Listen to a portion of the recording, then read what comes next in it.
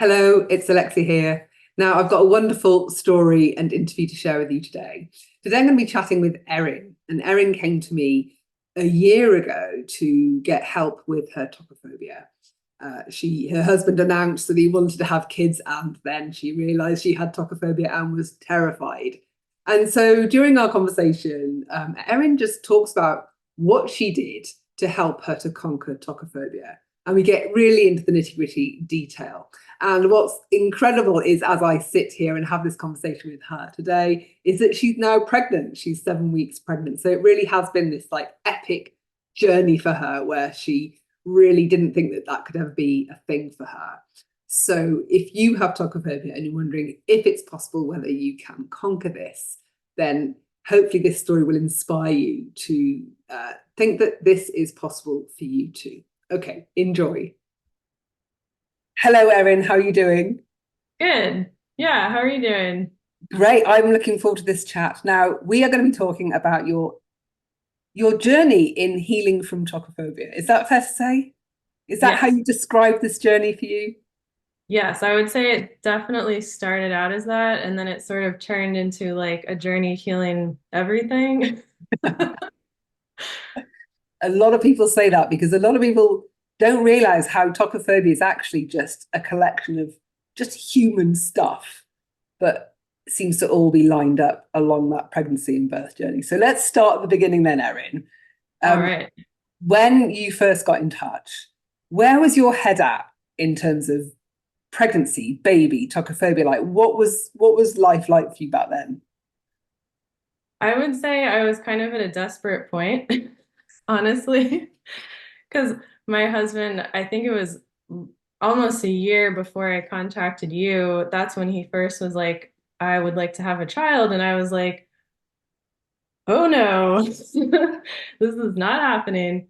And then I tried to kind of like figure it out on my own for the next 8 months or so. And then I got to a point where I just remember one night I was just like bawling. I was like, oh my God, I just can't do it. I can't do it. My husband's like trying to console me. And I was like, I just can't have a kid. And I was like, all right, I'm just gonna like reach out to Alexia because I got your book I think 6 months before that. And I was like, oh, this is cool. And so then I was like, all right, I'll just reach out to Alexia and just do it. And it was a commitment for us because it costs money. And my husband was like, we'll do whatever we need. So that's kind of where I was at. And so how are you what was tocophobia like for you at that point? Was it a fear of pregnancy? Was it a fear of birth? Was it both? Was it parent? I mean, how did tocophobia show up for you? I would say it was more so the fear of birth part. Like I never really thought about pregnancy. I knew it was kind of a nuisance or, whatever from what I'd heard from my friends. But I was always like, oh, I could deal with being pregnant. It's just the childbirth aspect of it just completely freaked me out. I mean, Yeah. pretty much my entire life for various reasons. I saw my stepmom give birth when I was like 11 years old, and I was in the hospital room with her, and I witnessed that. And I remember thinking, like, hell no, I'm never going to do that. So, yeah. So in terms of the how did it manifest in you then? Did you have trouble sleeping? Did you have panic attacks? Like what did when you thought about maybe getting pregnant or you like the whole of that, I don't know, what was happening in you? How did it kind of show up that you knew that this was a really big deal for you? Well, I think the first indication was when my husband first approached me and he was like, I want to have kids. And I immediately just burst out crying, like just sobbing. Like it was just such an intense emotion. And I was like, I can't do it. I can't do it. And it just like, and I was like, there's something big going on here. I think before then, I'd always like in the back of my head been like, oh, I want to have kids. And eventually one day I'll be okay and I'll be in a place where I can do it. But it wasn't until it became like an actual reality, like, okay, let's do this, that then it hit me. Yeah. Um, so I never really thought that I had a problem with it until my husband said something. Right. So, Okay. um and when I had it, it was like I like you, I was like, yeah, I'm probably going to be a mum one day. But there Hmm. was that kind of like the bit getting from where I am now to that was a huge kind of blurry thing that I didn't really. It's like a black box. I was like, well, there's something going on that I can't see a way through that. Is that a little bit how it was for you? Absolutely. I was like, I was like, there's just absolutely no way I can do this. Like just the thought of it. I mean, it's just, it was a complete blocker. I Yeah. just didn't see, it wasn't like, oh, I feel like if I just work hard enough at it or whatever, if I just get pregnant, I'll deal with it. It was like, no, it was a horrible, like intense fear. I wouldn't say it was like panic attack inducing, but I definitely found myself avoiding like pregnant. If I saw a pregnant woman, it was a little triggering, and I was like, ah, I just felt uncomfortable, Yeah, and things like that. yeah, But yeah, yeah. So then you got in touch, and then we started working together and doing the Tokophobia support program. So then talk us through what that was like for you, because at the beginning of the program, for those that just to let people know what it's like, one of the things I do is I help to unpack your tocophobia and identify all the different kind of component fears and conflicts and whatever's going on, and then we kind of map out, okay, this is your head trash clearance to do list. These are things you need to clear now using head trash clearance. So talk us through what that was like for you. I think it was really helpful to actually meet with you because, like I said, I got your book 6 months before and I started writing my own list out. And it was sort of like, I don't even remember because it was so long ago, but I think it was like basic fears, like fear of childbirth and fear of hospitals and stuff like that. But I remember like I wrote the form that you had me fill out beforehand, and it really like dug like more deeply into like the questions you had were really good because it was like, all right, what exactly are you afraid of with childbirth? Like, did you have any previous experiences with it? And even talking about my parents, I think too, and like my experience and their recap of my birth, I guess you could say. Um, but yeah, so when I met with you and you were actually like asking questions like more poignantly, and then you gave me this list and you're like, I was like, I thought I had like 5 things I need to clear. And you're like, here's 40 things you can clear. And I was like, oh, okay. So that was actually really helpful. And it was the accountability of going to see, like having to see you, I think it was once a week, if I can remember. And it was the accountability of like, okay, I have to do, 5 clearances this week and just pushing through them. And that really made a big difference. And that's something I wasn't doing on my own. So, Mm, yeah. yeah. And what was clearing stuff like for you? What was that clearance? Because I know it can be quite repetitive, it can be a bit mature, but also the insights that come through can be really like, oh my God, like you get big realization. So what was that experience like for you in terms of clearances? Yeah, that I was honestly like very surprised at how powerful they were. Because I've been doing therapy like pretty much my whole life, and I've been seeing a therapist, consistently for the past 3.5 years. And I think the clearances, like just for me personally, this is my personal experience, maybe not other people, but I have trouble like getting in touch with my emotions. Specifically, like I just get general like anxiety or fear or anger, and I'm not really sure like where they're coming from. So the clearances are really helpful because it pinpointed like where the anxiety was coming from more specifically. And it helped me to kind of focus on that one thing. And I found that it really did an interesting job of like bringing things up from my subconscious as I was doing the clearances, which I know isn't always the case. Like sometimes you can just do the clearances and things don't have to come up and it's totally fine and it still works. But for me, it was like, I'm doing the clearance, I'm doing the clearance.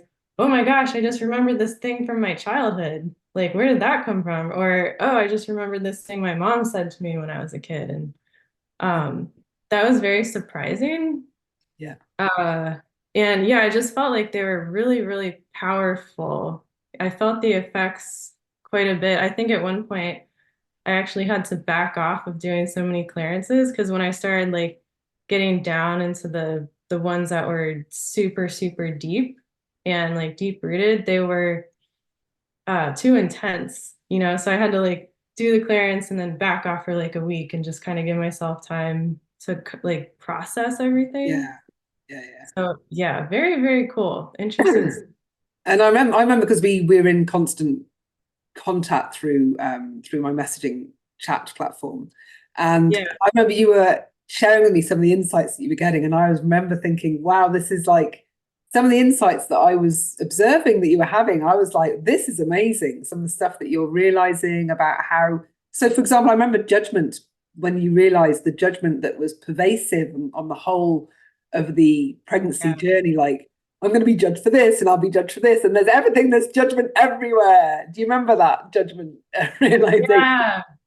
That was like one of the first big clearances that I was like, whoa, this actually unlocked something. Because it wasn't just with being pregnant, but it was just being judged by people in general, like just in my Mm, own life. I think it also played in at that time I was really into, and I'm not so much anymore, but I was really into competitive rock climbing. And so I was doing a lot of competitions. And I think like right during that time when I started seeing you, I had a couple competitions and I really noticed an effect like with doing the clearances and how it performed athletically. I almost noticed that first yeah, before the deeper work that I did. I was like, I went to a competition and all of a sudden I was like, I got into finals. Like, this is cool. Like, this doesn't really happen often. And I also just didn't like care about the outcome as much. There wasn't as much energy in it. So yeah, the judgment one was a huge part of that because I was so afraid of being judged by people in the competitions, and that kind of went away. And it was a lot more freeing. So yeah. yeah, And you got to the final, which is a win, right? yeah, absolutely. I didn't like win, I didn't get on the podium, but it was still like No. a huge win for me personally. So Yeah, that yeah, was yeah. And had you got to the finals before? Was that a new thing for you, or was that? no, that was I think the first time I'd ever gotten Oh into it. wow, Yeah. amazing, amazing. So yeah, no, I remember being very. I was always interested, and I always looked forward to getting your messages about the clearances you were doing because the insights that you were coming across, I thought was really interesting. And I think one of the great things about that not everybody has that experience, as you've said. Some people have a lot of that stuff coming up from the subconscious, other people don't. But I think it really helps because it's such a subconscious process. Having that enables the conscious mind to kind of move along with it and keep up pace by having these kind of so your conscious mind is like, oh yes, oh, and you have a lot of self-awareness that comes in about maybe how you've contributed to this, or maybe created it for yourself sometimes, and how maybe you do the thing that you hate, and it can be very, yeah, just changes a lot of perspective, the way that we look at the world. Is that how you found it? Absolutely. Yeah. I almost felt bad at how much I was messaging you, like, because I'm really wordy and I like writing. And so I would like get really excited after a clearance. I'd be like, Alexia, guess what I found out? And I'd send you like 6 paragraph long thing. And I was like, she doesn't have time to read this. Like, what am I doing? No, no, it's brilliant. I love reading stuff like that But because within there was clues as to what else might be going on that you needed to clear. So that stuff yeah, provides a lot of food, rich inspiration for what else is connected. Because the thing is, I think maybe you've realized going through this journey, and this is why on the book of the head trash book, it's just this big tangle of stuff, is that all our head trash is exactly that. It's just a big tangled mess of stuff. And everything's connected to something else. So within the realizations that you're having, I could spot, oh, you might not need to clear this. Oh, try this. And unfortunately, that meant that your list was getting longer. But yeah, but but that's that's the okay. way it goes, isn't it? So, along this healing journey, I know that you mentioned you've been going to therapy already, and you've been also bringing in other techniques or healing modalities or approaches. So, talk us through a little bit about some of the other things that you've been bringing on board to help you as you kind of navigate this journey. Yeah, that's a great question. I think that what I learned doing the clearances, going through that process is that learning how to trust myself a little bit more just in general. Like I feel like I kind of gained more of an intuitive sense. And so I felt myself drawn to other types of like techniques or specific, books and things like that. And those really did help accentuate that journey. Um, I have a therapist, so it was really nice to, talk to her about some of the things that I was experiencing or that were coming up through the clearances. And of course, I told her about the whole thing, and she's like, "Whoa, I've never heard of that before. That's interesting." But she was totally down with it. Um, and then, yeah, I started reading like some books that helped me along the way. Just something big that came up for me was that I have, past childhood trauma, early childhood trauma, and I kind of knew that in therapy, and I talked about it, but it just really started coming up in the clearances. So I started reading books that helped me to have some like support in that as I was going through to understand like what was going on with me. Um, I know I love like Gabor Mate, like he really brought a lot of insight into that. He talks about childhood development and how trauma affects that and like kind of our whole culture in general. Um, and there is a book I actually, when I was listening to your podcast, because I listened to your podcast to help supplement as well. Like I just love hearing positive birth stories. The Fear-Free Childbirth podcast. There was a woman who introduced a book called, I think it was Survivor, How Oh, to when Sur survivors give birth.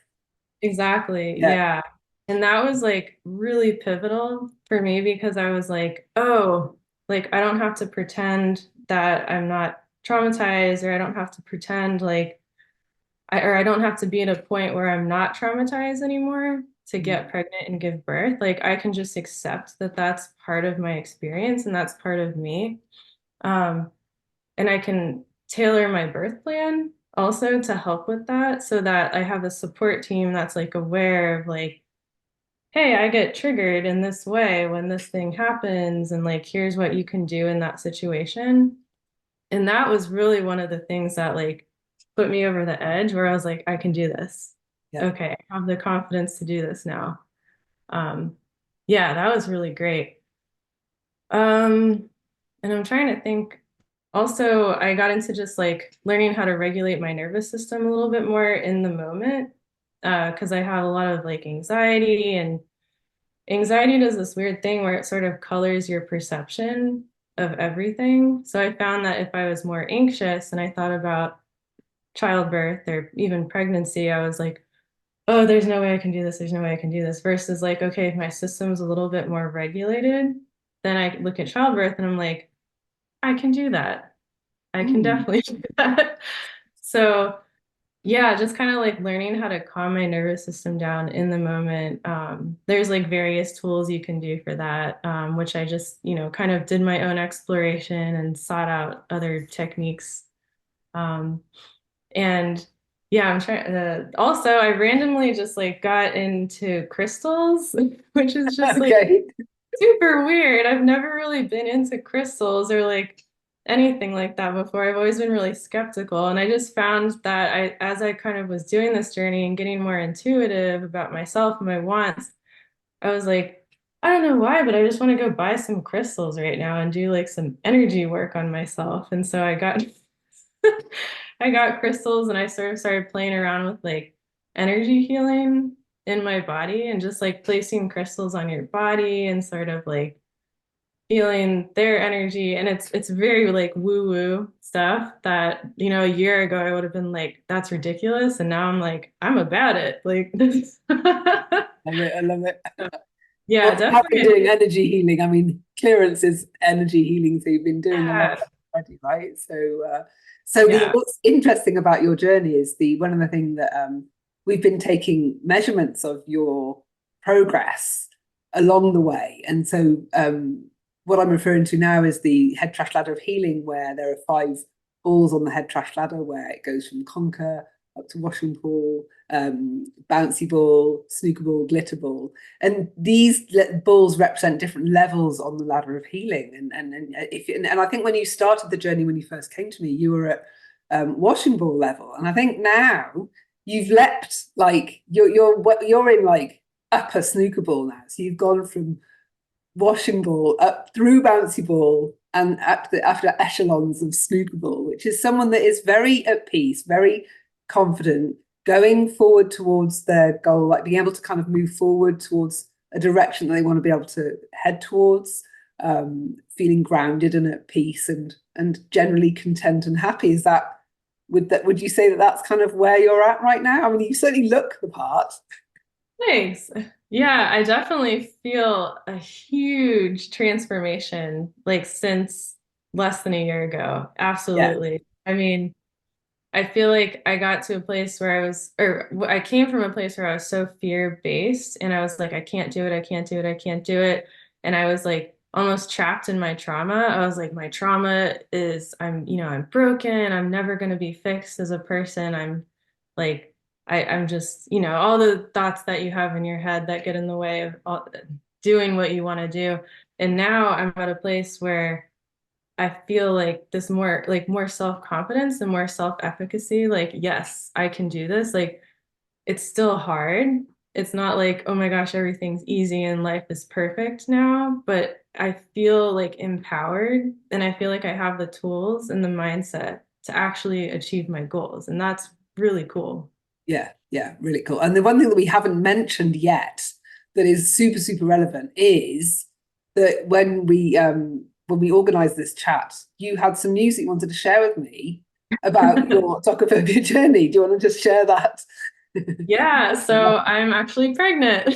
Oh my God. And so yeah, I mean, like I really congratulations. But Thank well, so when you. you found out that you were pregnant, how did that feel for you?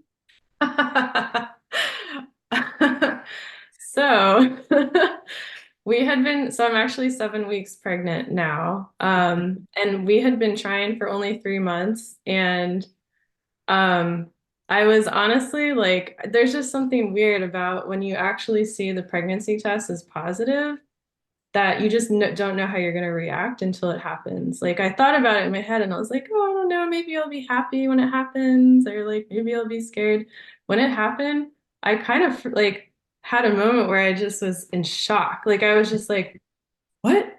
Ah. And I started like pacing around the room and I was like, oh, and my husband came up and he's like, are you okay? And I couldn't even talk. I was just like, like hyperventilating. And he was like, and he went in the bathroom and saw the pregnancy test and he's like, oh, you're pregnant. And I was like, yes. But I had done enough work on myself to know that I just needed to let that energy express itself and to not hold on to it. I didn't judge my reaction. I wasn't like, oh, I'm having a bad reaction. This means this and this and this and blah, blah, blah, blah, blah. And like, I just kind of stopped that thinking and just let my body react. So I like was breathing heavy. I was shaking a little bit. I was like, my body was like shaking. And my husband sat with me and we just kind of sat on the floor for like 30 minutes. I think I just sat there. And then I got up and I was like, oh my gosh, I'm really excited now. And so Amazing. Oh my God, I got it's like goosebumps. the energy just kind of left. And then I was like, oh my gosh, we're gonna have a kid, if all goes well. And then I ended up calling my mom and I told like a couple of my closest friends because I was so excited I couldn't keep it in. Um, so yeah, that was definitely, I didn't see that coming. No, no, no, no, no, no. Reaction. And I think it's probably worth like rewinding a bit because I think, but like for those that are on that tokophobia journey, there could be these like key milestones that you kind of feel like you need to get to. And I know Mhm. for a long time for you, it's like, no, we can't try yet. I'm not ready to start trying. And it's, there's I need to feel like I'm ready for this. I need to, before we can even start trying, I need to kind of get into the right mindset. I need to clear whatever. So just describe some of those early, I don't know, like miles, like that early part of that journey, or when you're in the throes of clearing all. Because I remember we had conversations about, no, I'm checking my ovulation. Like I'm checking. I don't know if we're going to try it. All of that. So just talk us through that piece of it, because that's a lot of women kind of need to work through that piece before they can even think about trying for a baby, because that is such a big deal for them. The idea of even just for some getting intimate with their partner, or so what was that part of the journey like for you? Yeah, that I'm glad that you brought that up because I've listened to your all the stories on your podcast, and I know some women are like, I don't know, I just got pregnant and like didn't really think about it and then I freaked out. Yeah. And my experience is so different than that because I was so scared to even try to conceive. Like even the thought of getting pregnant just like freaked me out. I think I went off of birth control a year and a half ago, and it took me until 4 months ago to actually start trying to conceive within the ovulation period. Mm. And I was extremely like conscious and mindful about all of it, like probably to to a point where I should have just relaxed a little bit more. Like I got the ovulation tracker and I was like, okay, this is when I'm ovulating, and like here's the window, and like okay, and I was like using that to avoid that period of time at first, and then I was using it to try within that period of time. But um, it was really hard. Like that just actual act of conception was so difficult. That was a huge milestone for me to get over. Um, and what actually helped me to get over it was when I start to felt that like that fear come up in the moment, when I was like, okay, it's ovulation time, like this is the time to try to conceive, I would just sit with myself and just like feel what's going on and just like ask myself, like, okay, what's going on? What do I need right now? And it was a lot of like fear coming up. And what I realized, like the big realization that came up when I did that was that because I had a difficult childhood growing up, I was afraid of bringing a child into a wor in the world, um, where I felt like the world wasn't safe because that's Mm. how I experienced it as a child. And that was a huge, like, I was like, I can't believe that.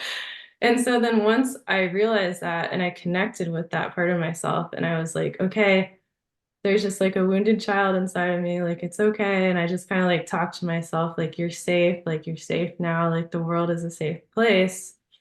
And that's when I was like, okay, I'm ready now. I can do it. And that was like big. I was like, Yeah. what? I can't believe that happened. So, Yeah, no, yeah. that's such a big moment. And it's interesting at the beginning when I asked you what your tokophobia was it around the pregnancy or the birth? You're like, no, no, it's about the birth. But Yeah. actually, it sounds like maybe there's quite a bit about the pregnancy as well. Do you think, or was it just conception? I mean, what do you think?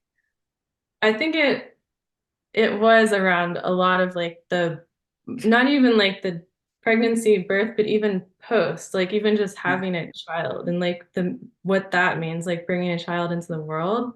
yeah, And I think those are things I didn't even think about. I was just like childbirth, childbirth, childbirth. Like that's what I'm scared of. Like that's where all of my fear was kind of like yeah. latching onto.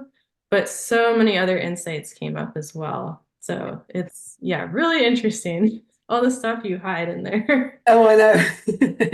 And so, Yeah. what can you remember? What some of the key themes were for you? And we've touched on judgment already, and some of the big things as well that are very common in on this journey at ground control, or feeling trapped, or change, Mm. uncertainty. Like, can you remember some of the big themes that were some of your themes?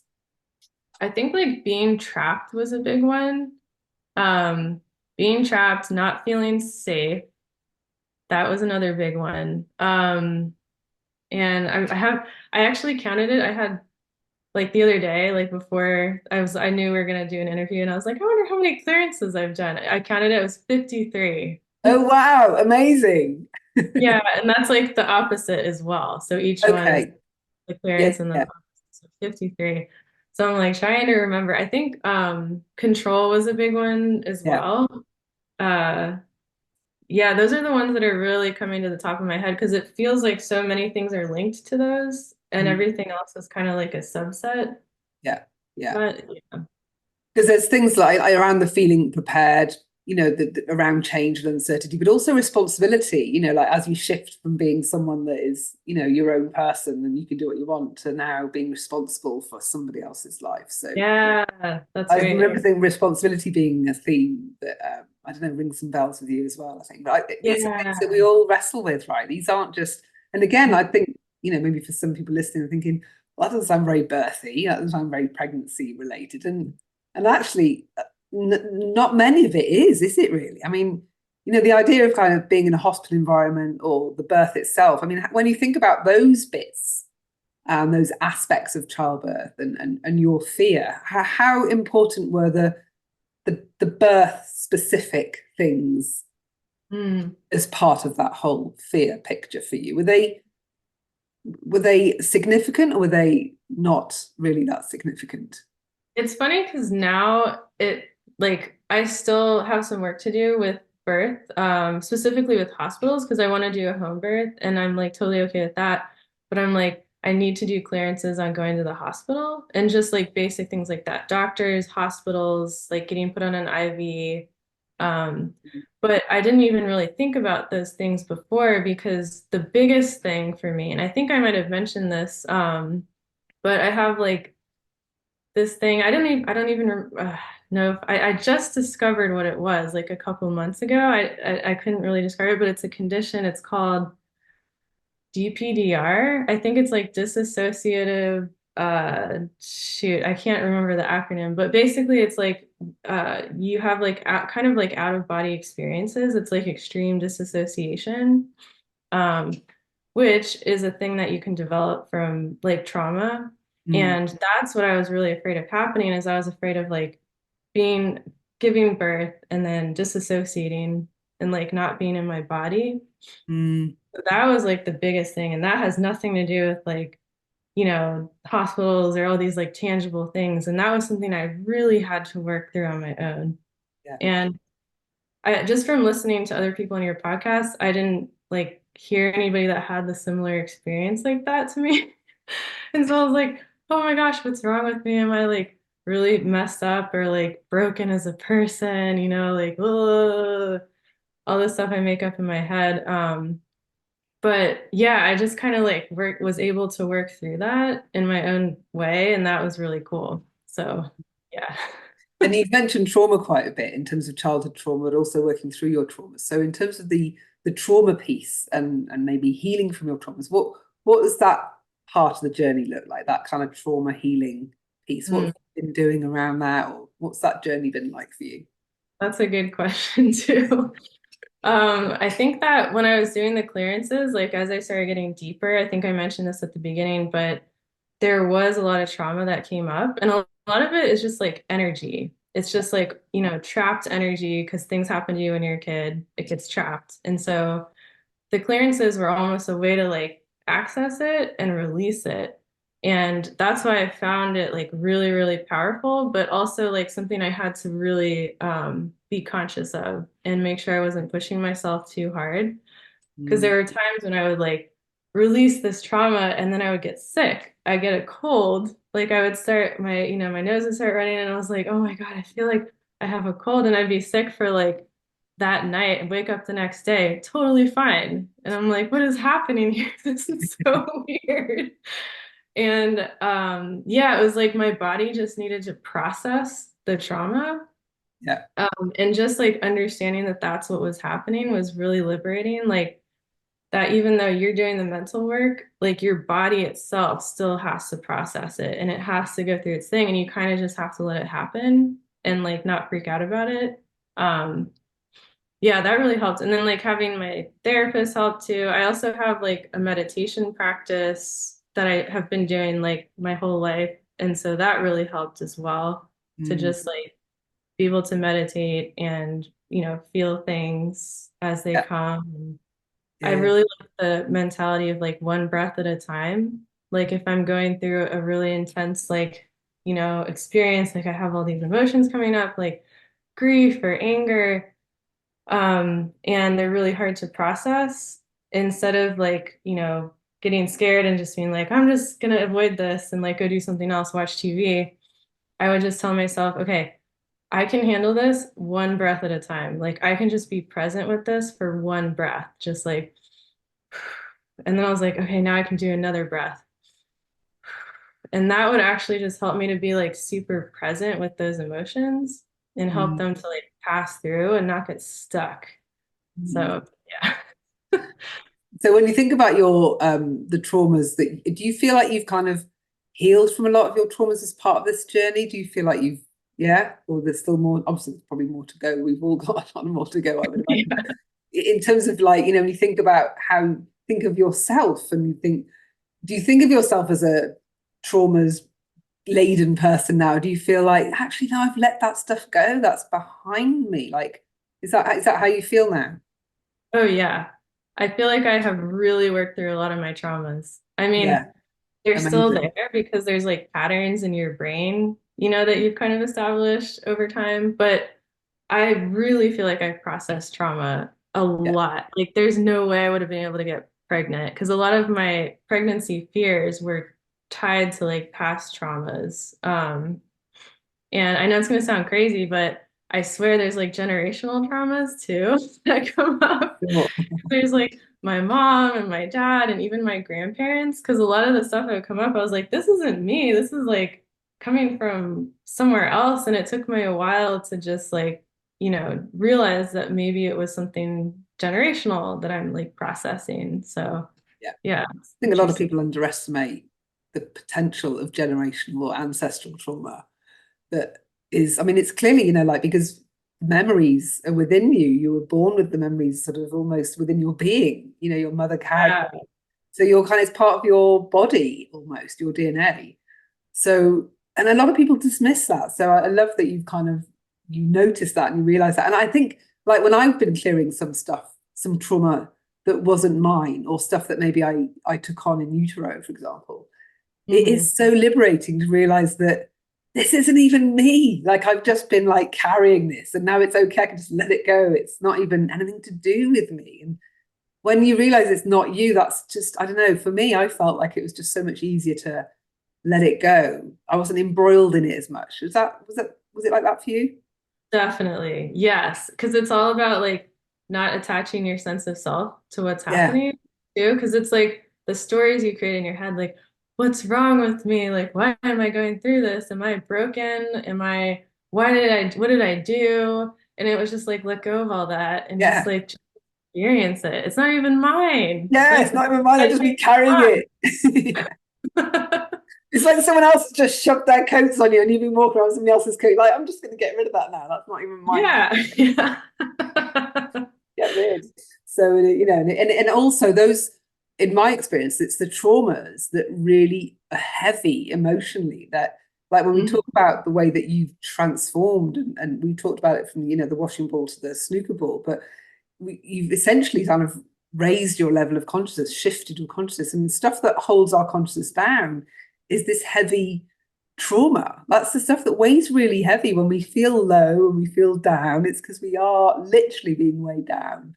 And traumas are the things Yeah. that weigh the heaviest, I think. And I think certainly as I've observed your journey, it seems to be when you started really making progress with the trauma, that really seemed to also be the time when you were kind of really leaping almost in terms of the shifts that you were coming about. Is that how you'd see it too? Yeah, I would say it was like if you were to make like a diagram of my process progress, it was probably like do do do do do do do do do do like do. Like just really like you make progress and then you have to process some stuff that comes up and then you got start to like kind of regress and you're like, Yeah, oh no, am I worse than I was before? Like I feel worse than I was. And then it's like, oh wait, no, actually I just was processing something. And it's not like this even steady line of progress. It's just like lots yeah, of bumps and like sometimes you dip and then sometimes you come back yeah, up yeah. again. Yeah, And I'll then describe it like a stock chart almost. It's got an upward trend, but there's definitely a yeah, going on, isn't there? exactly. Yeah. And it's good to remember that because in the moment you're like, oh, I hope I'm doing the right thing. Like, am I even doing the right thing? I don't know. Yeah, Like you just have to trust yourself and yeah. like trust your intuition. That's really what I tapped into is like my Mm, intuition, like what do I need right now to help myself and like really listening to that. That's like yeah. the skill I gained, I think. So would you say that before your intuition and you weren't even kind of mates, really? You weren't even connected, you were kind of in different rooms. Is that all? It's like a Yes. yeah, whereas now you're like best BFFs. Yes, definitely. I was always like mistrusting my intuition. And then after something happened, I was like, oh, I should have just trusted my intuition the whole time. And now I'm like, I'm trusting my intuition right now. Like it's Yeah. happening from the Yeah, start. yeah, yeah. And so what impact is that having elsewhere on your life then? Like you think about, I think about the transformation that you've kind of undergone, and it's really remarkable and amazing. So how is everything else looking, or how does the rest of your life look? I don't know, like Yeah, work that's a or good question. relationships or friends or family or I don't know, finances. Like what's going on elsewhere? And are you seeing Yeah, transformations there too? I would say it's definitely changed my relationships with people. Like my relationship with my husband, of course. I feel like as I was working on myself, it somehow helped our relationship too. It wasn't like, oh, he should do work on himself because I'm doing work on myself. It was almost like me doing work on myself just helped him in a way. Um, and then I just find that I'm more like compassionate and forgiving with others in general, like friends. And I tend to not think the worst of people anymore. Like everyone has, not like I thought the worst of everyone before, but it's like I don't know, it's hard to explain. Like at work, I feel like my work relationships really changed and got a lot better.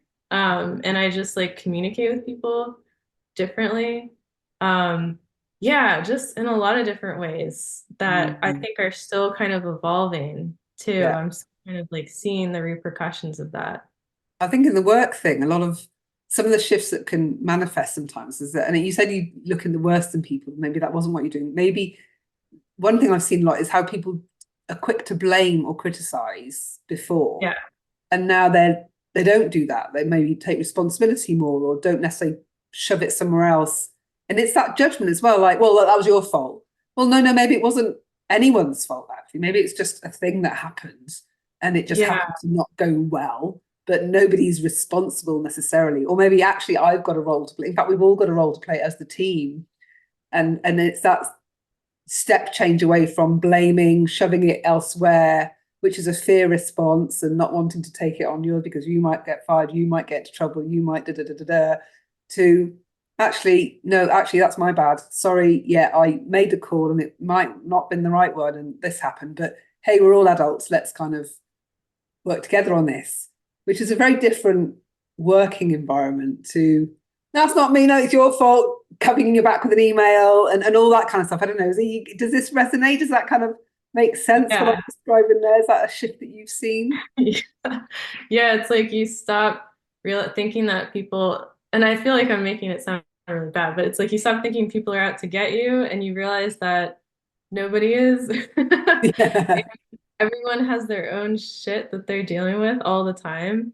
And I think there's something about like confronting your own suffering that makes you realize that everyone else is also suffering. And that helps you like have more compassion, Mm, just in general.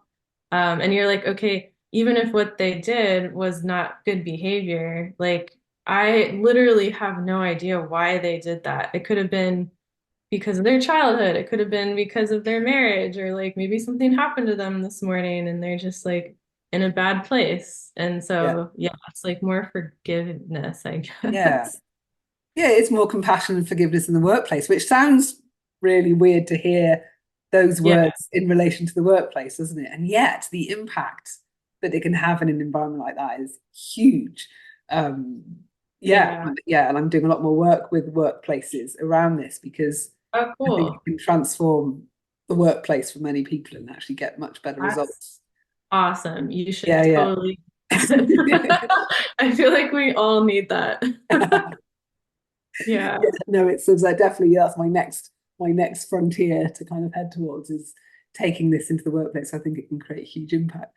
That's Um, so so please. so okay, so you've got your relationships have improved. I mean, you got into some competition finals. You're Yeah. pregnant. You're in a you've got high levels of self-efficacy, trusting in your intuition. You're into crystals. I mean, it sounds like a different person. Yeah. Has anybody commented from your circle of friends or family the how you might have changed? Have they observed this change in you?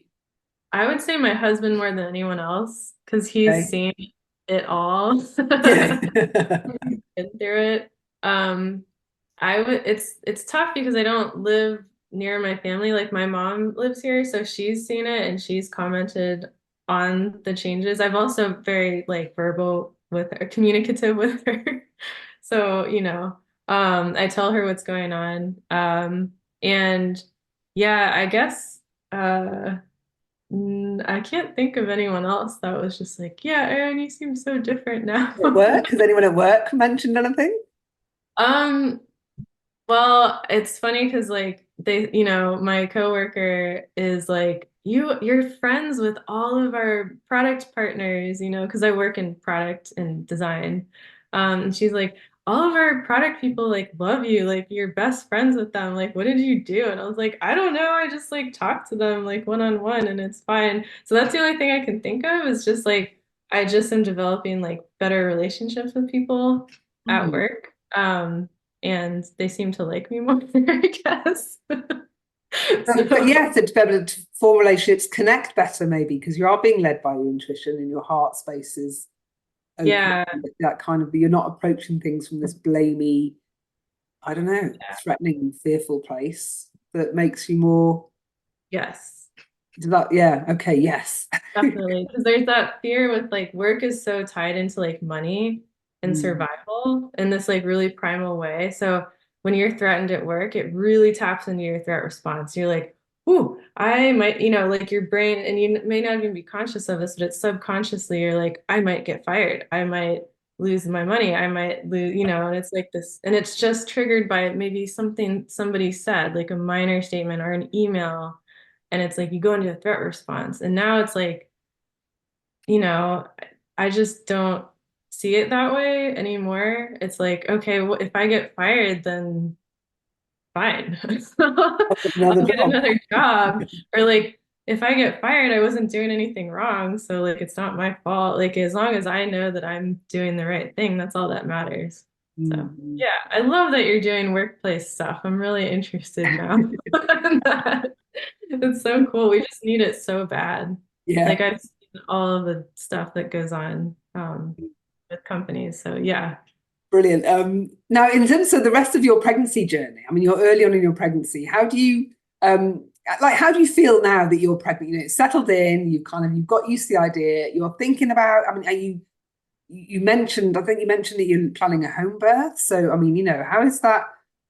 That now you're kind of pregnant. I mean, this was like when we were working together. This is like a distant possibility, and here you are, pregnant, calm, excited, thinking about everything that lays ahead. How do you feel generally about being pregnant now and being a mum and all of those things?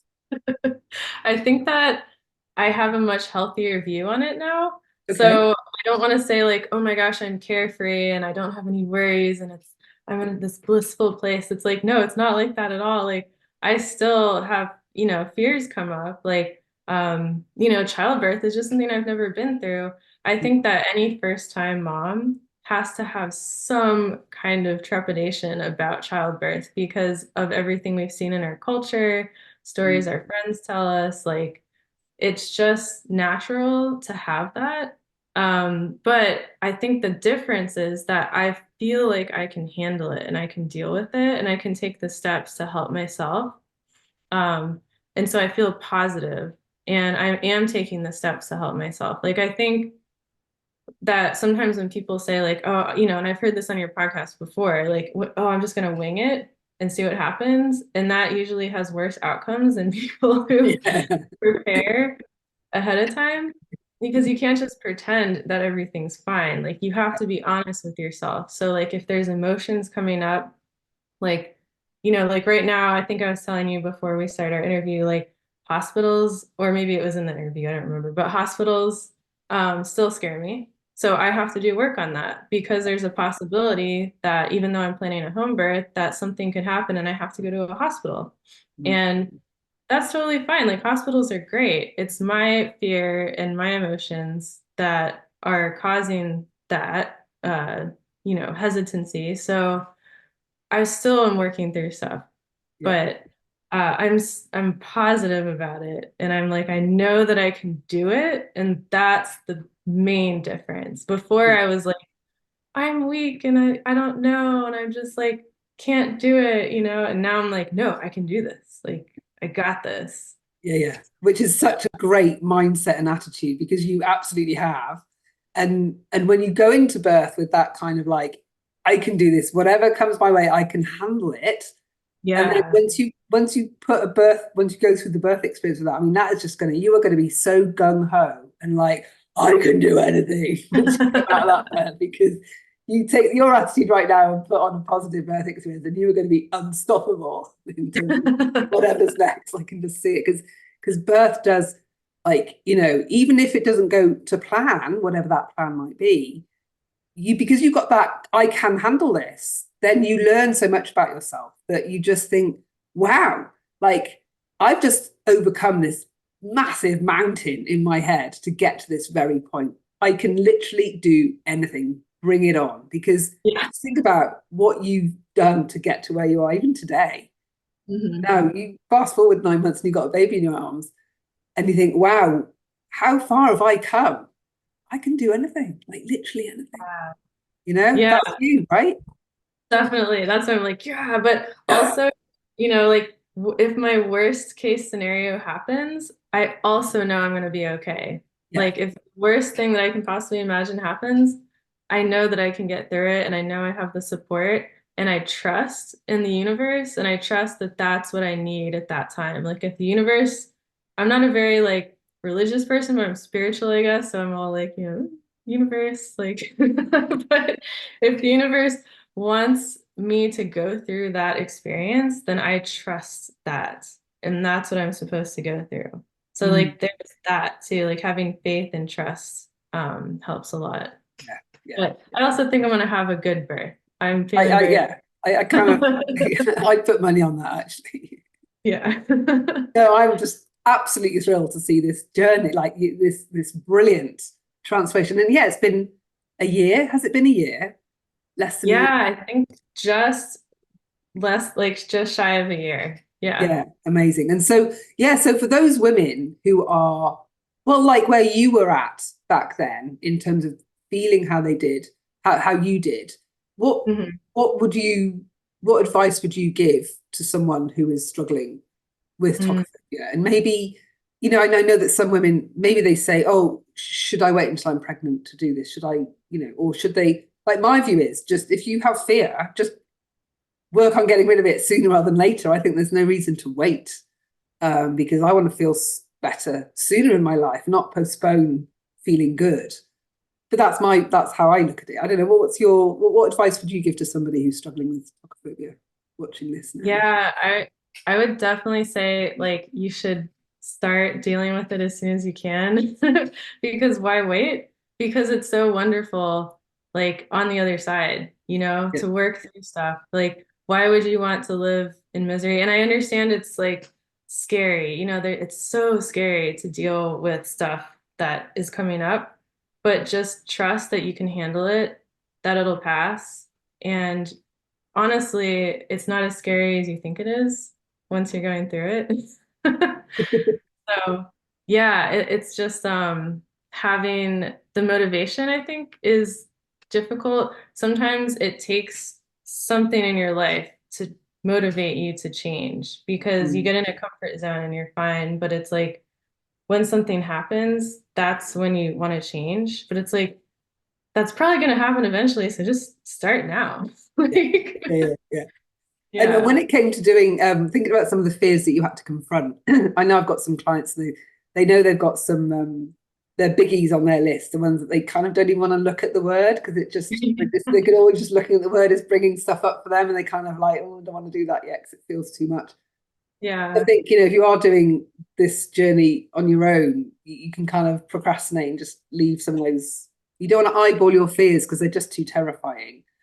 Did you have any of those that were just like, oh, I'm gonna have to deal with that one at some point? Like, did you have any of those like that? And what was I that think like? I literally like spent the first 3 weeks that we were working together, like not doing anything related to my tokophobia. I was like, I'm just gonna tackle the competition stuff. Yeah, Like no, it's like um, but also knowing that you're the one in control. Like you can step into something uncomfortable and step out of it too. Like you can just dip your toes in and just feel it for a little bit, boom, step out, and it's yeah, okay.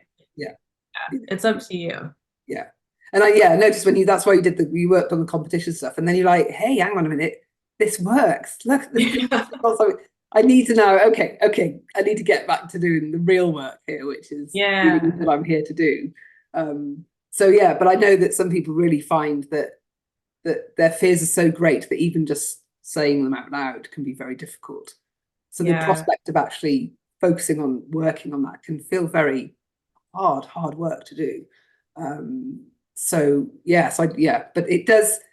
Did you feel you had to dig deep at any moment to kind of like work through some of that stuff? Like Yeah. deep breath, let's go and let's do this. Like did it feel like that at any time? Yes, I'm not gonna lie, there were times when I was in the fetal position and just Yeah. And I've got the t-shirt. um but it's so liberating, it's just like it's not as scary when you're, I don't know, in the moment, you're just doing it and you Yeah, just get through it. Yeah, it is tough. I understand though. yeah, I totally get it. It's hard. It's hard work for sure, but yeah. it's so worth it. So worth it. Brilliant. Well, Erin, thank you so much for sharing your story. Is there any aspect of your journey or story that I haven't mentioned, that we haven't talked about, that you think would be really important for somebody to hear? Maybe I haven't asked you about it, or any parting words before we leave? No, just kind of an interesting fact, maybe. Oh, go on then. Um, well, so I got into crystals, like I said, and then I also got into cycles of the moon.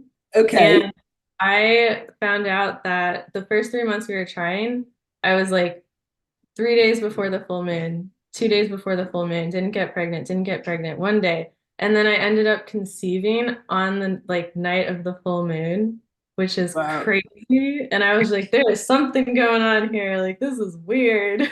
I tell you what, the moon is every time I walk my dog around the full moon, he spends the whole walk barking at the moon. This is in the middle. Really? He just sees it and he's just looking at it the whole time barking.